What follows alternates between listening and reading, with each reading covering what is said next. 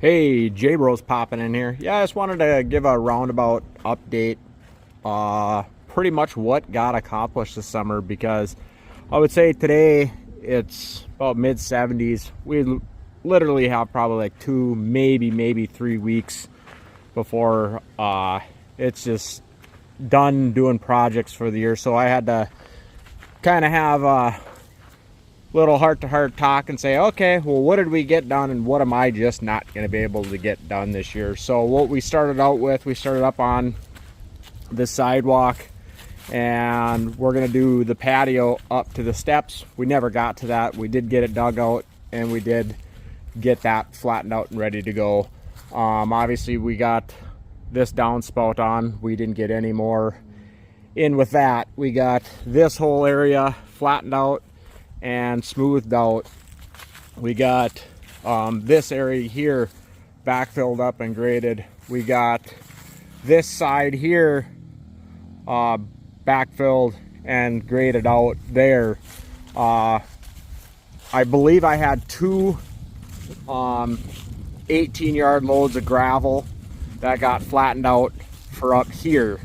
I had one load of gravel for that vicinity and one load of black dirt.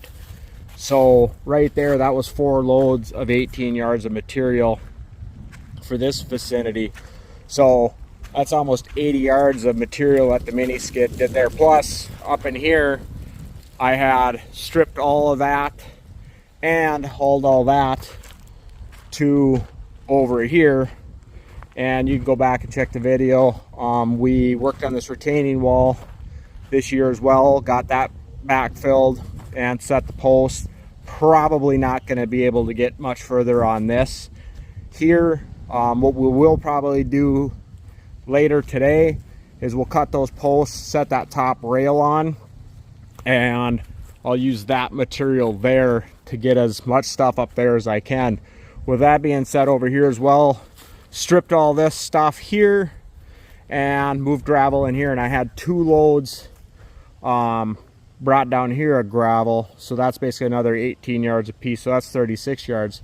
So you're talking, we probably did, let's just say, of material that wasn't on site, moved around about 120 yards with the mini skid.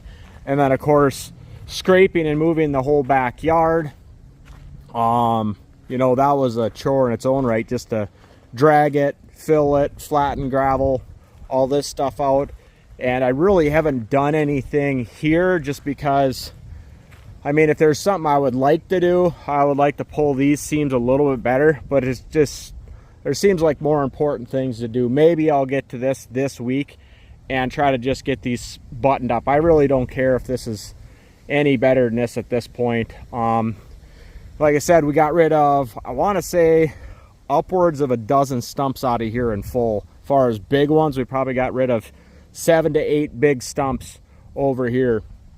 Also back over in this side, this was not even remotely graded out this well.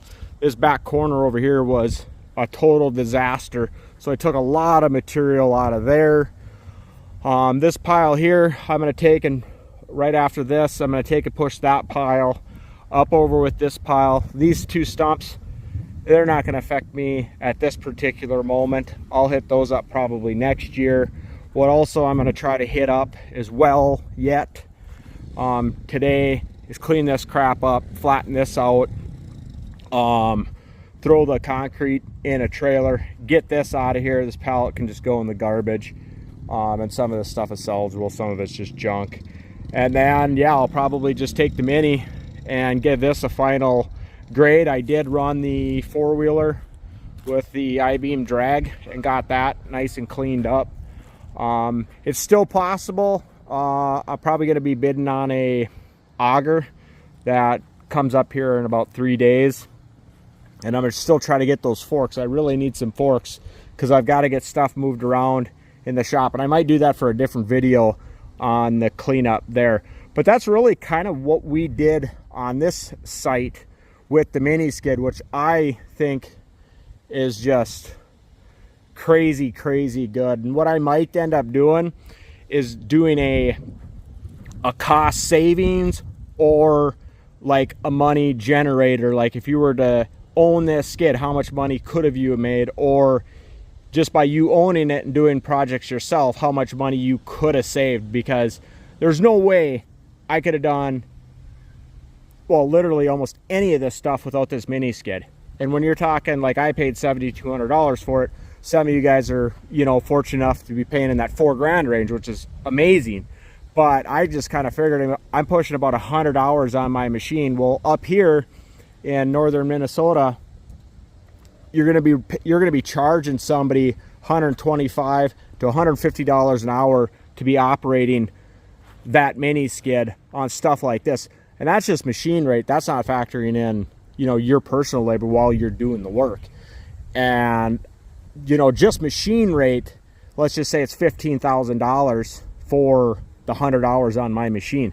So if you're doing it yourself, just think of your time and efficiency, your saving of your body, so on and so forth. But like I said, I'll try to save that for a different video, but I kind of wanted to show you everything that we have accomplished here, which is remarkable because I had other stuff going on with the other house and stuff. So this is where we're at. I'm insanely pleased, just insanely pleased. I would say come next year, which is going to be crazy, we'll probably be throwing on the deck, and that will have steps from there going down to that landing. And like I mentioned before, I'll have steps coming off of that. That rail will come off and steps coming down here. So yeah, I couldn't be happier, all thanks to the CRT.